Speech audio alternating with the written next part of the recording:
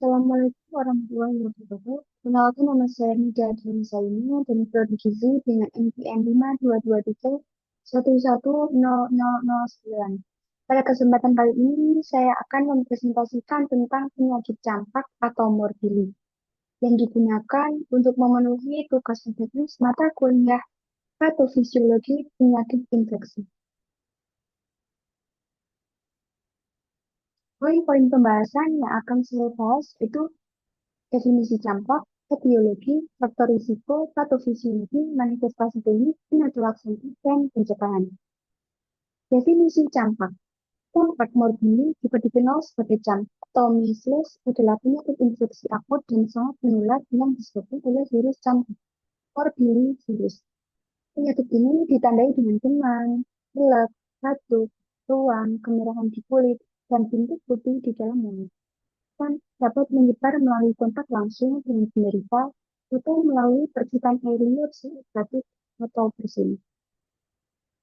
Etiologi. Campak adalah penyakit virus akut yang disebabkan oleh RNA virus jenis morbillivirus, famili Paramyxoviridae.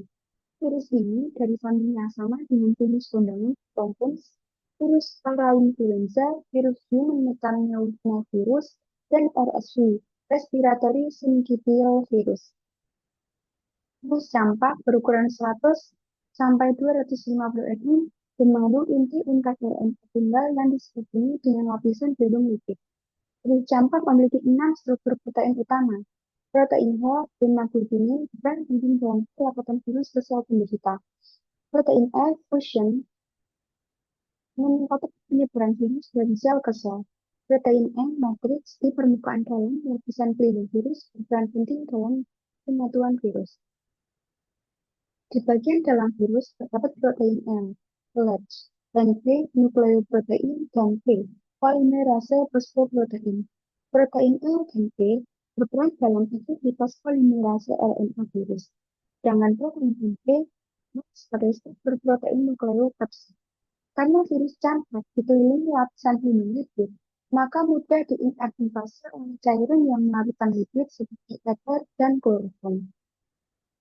Selain itu, virus juga dapat diinaktivasi dengan suhu panas, yaitu lebih dari 37 derajat Celcius, suhu dingin kurang dari 20 derajat Celcius, sinyal ultraviolet, serta kadar pH ekstrim, yaitu di bawah 5 dan di atas 10.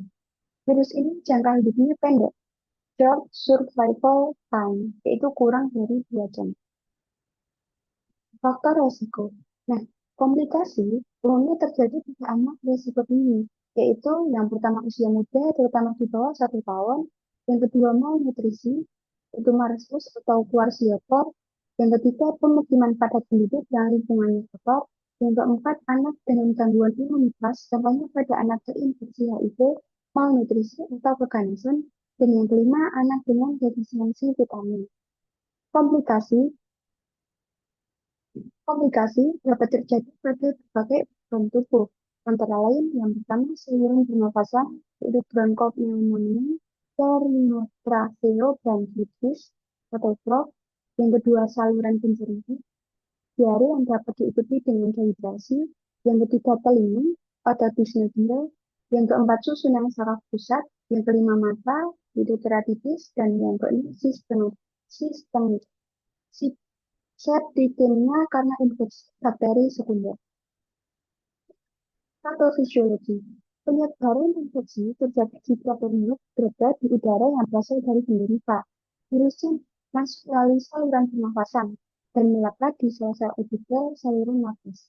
Setelah melekat, virus bereplikasi dan diikuti dengan penyebaran ke kelenjar linfus regional. Setelah penyebaran ini terjadi, Nilai benar disusul multiplikasi virus di sistem retikulum endotelial di limpa, hati, dan kelenjar limfe. Multiplikasi virus juga terjadi di tempat awal melekatnya virus.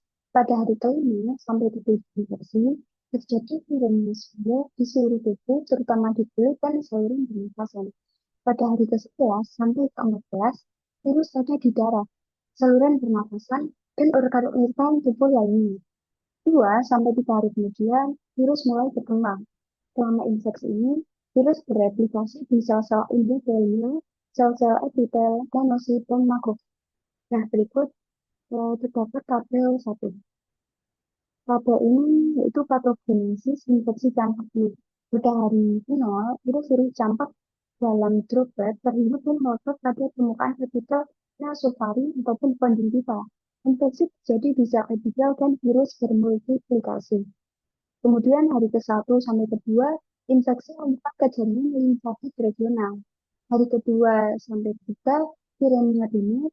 Hari ke-3 sampai ke-5, virus bermultiplikasi di epitel saluran nafas. Virus merotot pertama kali juga disebut reticular endotelial regional dan kemudian menyebut. Hari ke-5 sampai ke-7, viremia spindle. Hari ke-7 sampai ke-11, timbul gejala infeksi di kulit dan saluran nafas. Hari ke-11 sampai ke-14, virus terdapat di darah, saluran nafas, kulit, dan organ-organ tubuh lain. Di hari ke-15 sampai ke-17, virusnya berkurang dan hilang. Nah, berikut karakter cantik. Itu virus menular melalui pernapasan dan percikan. Kemudian virus tumbuh di dalam sel di belakang tenggorokan dan paru. Gejala muncul setelah 10 sampai 12 hari. Kemudian orang yang terinfeksi mengalami demam yang berlangsung 2 sampai 4 hari, diikuti dengan batuk, pilek, serta mata merah dan penyakit. Kemudian muncul ruam, yang berlangsung selama 5 sampai 6 hari di wajah dan kepala yang kemudian menyebar ke dada, tangan, dan kaki. Terus juga virus dapat ditularkan 4 hari sebelum dan sesudah munculnya ruam. Nah, di samping itu juga terdapat gambar yaitu virus yang dilihat melalui mikroskop elektron. Kemudian manifestasi klinik. Masa inkubasi campak berkisar 10 hari, yaitu antara 8 sampai 12 hari. Gejala klinis terjadi setelah masa inkubasi terdiri dari 3 stadium, yaitu yang pertama stadium prodromal. Langsung kira-kira 3 hari, kisaran 2 sampai 4 hari. Nah, ditandai dengan demam yang mencapai 39,5 derajat Celcius. Nah, kurang lebih sekitar 1,1 derajat Celcius gitu. Dan selain demam, dapat timbul gejala berupa malaise, koriza, atau peradangan membran mukosa, kemudian hidung, konjungtivitas, mata merah, dan batuk. Nah, gejala-gejala saluran pernafasan menyerupai gejala infeksi saluran pernafasan yang disebabkan oleh virus-virus ini. Konjungtivitas dapat disertai mata berair yang sensitif terhadap cahaya atau fotofobia. Nah, tanda batuk memang berupa inang dingin mukosa bukal yang disebut public spots yang muncul pada hari ke-2 atau ke-3 ini. Bercak ini berbentuk tidak teratur dan kecil berwarna merah terang. Di tengahnya didapatkan noda putih keabuan. Timbulnya bercak COVID ini hanya sebentar, kurang lebih 12 jam. Hingga sukar terdeteksi dan biasanya luput saat pemeriksaan klinis. Yang kedua yaitu stadium exanthem. Nah, pada stadium ini timbul ruang makula dengan penyebaran sentrifugal yang dimulai dari batas rambut di belakang tinggi, kemudian menyebar ke wajah, leher, dada, ekstremitas atas, dan akhirnya ekstremitas bawah. Ruang ini dapat timbul selama 6 sampai 7 hari, di mana memuncak mencapai 10 derajat Celcius pada hari kedua sampai ketiga setelah munculnya ruang. Demam setelah hari ketiga atau keempat ini mengindikasikan adanya komplikasi. Nah, kemudian yang ketiga stadium penyembuhan atau convalescence. Setelah 3 sampai 4 hari, umumnya ruam berangsur menghilang sesuai dengan pola timbulnya. Ruam kulit menghilang dan berubah menjadi kecoklatan yang akan menghilang dalam 7 sampai 10 hari. Kemudian penata laksanaan. Pada campak, tanpa komplikasi, penata laksanaan bersifat suportif, berupa tirakari, antipiretik, yaitu paracetamol 10-15 mg, dosis dapat diberikan sampai setiap 4 jam. Cairan yang cukup, suplemen nutrisi, dan vitamin E. Vitamin E dapat berfungsi sebagai imunomodulator yang meningkatkan respon antibodi terhadap virus. Pemberian vitamin A dapat menurunkan angka kejadian komplikasi seperti diare, pneumonia. Vitamin A diberikan 1 kali per hari selama 2 hari dengan dosis sebagai berikut. 200.000 IU pada anak umur 12 bulan atau lebih. 100.000 IU pada anak umur 6 sampai 11 bulan, 50.000 IU pada anak kurang dari 6 bulan. Pemberian vitamin A tambahan satu kali dosis tunggal dengan dosis sesuai umur penderita diberikan antara minggu kedua sampai keempat pada anak dengan gejala defisiensi vitamin A yang pada campak dengan komplikasi otoimun dan atau pneumonia bakterial dapat diberi antibiotik. Komplikasi diare diatasi dehidrasinya sesuai dengan derajat dehidrasi. Kemudian pencegahan. Nah, maka pencegahan yaitu dilakukan dengan vaksinasi campak atau vaksinasi MMR, measles non-rubella, sesuai jadwal imunisasi rekomendasi IPAI tahun 2014. Vaksin campak diberikan pada usia 9 bulan.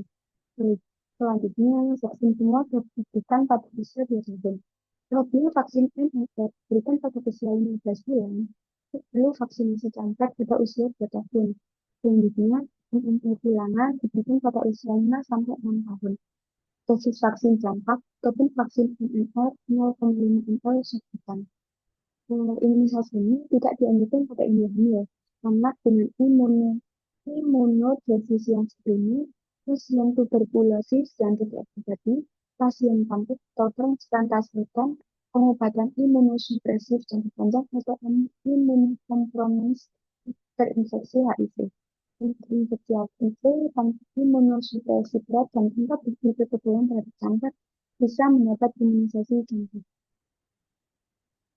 Sekian yang dapat kita sampaikan. Berikut referensi data yang diambil dari jurnal Bagai. Terima kasih atas perhatiannya. Apabila ada kesalahan data, mohon maaf.